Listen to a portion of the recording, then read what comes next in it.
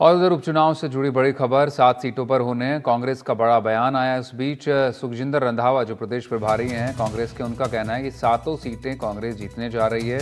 गठबंधन का फैसला आलाकमान करेगी। इसके अलावा उन्होंने आरपीएससी को लेकर भी बयान दिया है, जो लगातार पेपर लीक के मामले में गिरफ्तारियां हो रही हैं। इस बीच रंधावा ने कहा है कि आरपीएससी को बीजेपी सरकार भंग कर दे।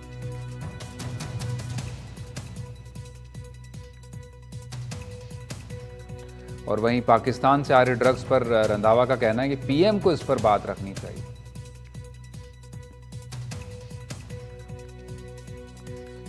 तो सुखजिंदर रंधावा जो हाल ही में जयपुर पहुंचे हैं और उपचुनाव से पहले कांग्रेस की बैठक भी हो रही है, पीसीसी में बैठक हुई है, इसको लेकर मुबारक खान इस वक्त हमारे साथ मौजूद है। मुबारक, चुनाव की बात हो रही है, पीसीसी में बैठक भी हुई है, लेकिन बयान और दूसरे मसलों पर भी रंधावा ने दिए हैं। 7 सीट जीतने का दावा किया है। अब रंधावा ने क्या कुछ गणित बिठा रहे हैं, क्योंकि एक तरफ तो बीएपी कह चुकी है कि वो अकेले चुनाव लड़ेगी, आरएलपी अकेले चुनाव लड़ रही है और दोनों पार्टियां अपने अपने गढ़ में बड़ी मजबूत हैं। कैसे 7 सीटें जीतने का दावा कर रहे हैं रंधावा? बिल्कुल, देखिए आज वो कांग्रेस वॉर रूम में गोविंद सिंह डोटासरा की अध्यक्षता में बैठक का आयोजन हुआ, जहाँ पर प्रभारी रंधावा और तमाम जो नेता है वो मौजूद रहे।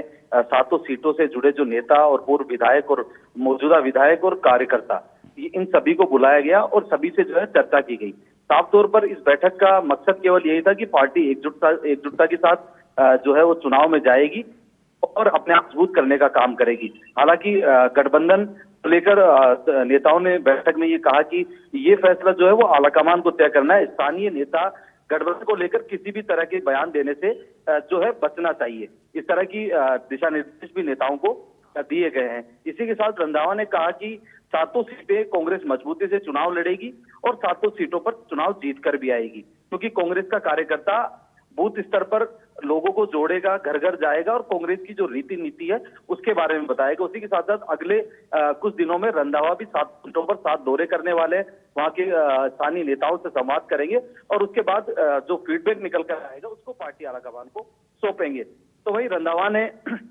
भाजपा पर भी हमला करते हुए कहा कि आरपीएससी को भंग करने की बात उस समय कह रहे थे, लेकिन अब तक बीजेपी की सरकार भी करीब 9 महीने से ज्यादा का समय हो चुका है, लेकिन आरपीएससी को भंग नहीं किया गया। उसी के साथ साथ पाकिस्तान को लेकर भी प्रधानमंत्री नरेंद्र मोदी पर उन्होंने हमला साधा कि पाकिस्तान से ड्रग्स आते हैं, हथियार आते हैं, असले आते हैं, और ऐसे में प्रधानमंत्री का अब तक कोई भी पाकिस्तान को लेकर बयान नहीं आया है। केवल वे राजनीति करते हैं पाकिस्तान के नाम पर, लेकिन देश में उस तरह की कोई भी चीज उनकी ओर से देखी नहीं जाती। इस तरह का बयान भी रंधावा ने दिया। तो कुल मिलाकर आज की बैठक के माध्यम से कहीं ना कहीं चाहे पीसीसी चीफ हो, नेता प्रतिपक्ष टीकाराम जूली हो या प्रभारी रंधावा हो, सबका एक ही मकसद था कि कार्यकर्ताओं को संदेश दिया जाए, कार्यकर्ताओं को एकजुटता का मैसेज दिया और आने वाले जो उपचुनाव है उनके अंदर पूरी तरीके से मजबूती से उतरा जाए। मुबारक, रंधावा ने से जब ये पूछा गया कि गठबंधन को लेकर क्या बात है, तो उन्होंने कहा कि ये बात तो आलाकमान तय करेगा। तो फिर किस तरह से वो अपने बूते कह रहे हैं कि हम चुनाव जीतने जा रहे हैं?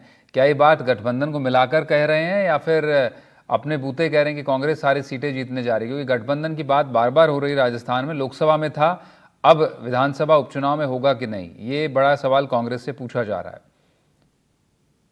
बिल्कुल, देखिए लोकसभा में था, लेकिन अब विधानसभा की जो 7 सीटों पर उपचुनाव होने हैं वहां पर गठबंधन होना है या नहीं होना है, ये केंद्रीय आलाकमान तय करेगा, ऐसा रंधावा ने भी कहा और डोटासरा ने भी कहा। तो निश्चित रूप से आज की बैठक में गठबंधन को लेकर चर्चा नहीं हुई, लेकिन ये जरूर हुआ कि जिन सीटों पर चुनाव होने वहां पर कांग्रेस मजबूत होकर चुनाव लड़े, वहां के कार्यकर्ताओं को एकजुट करके चुनाव लड़े, ये मैसेज जरूर नेताओं की ओर से दिया गया है।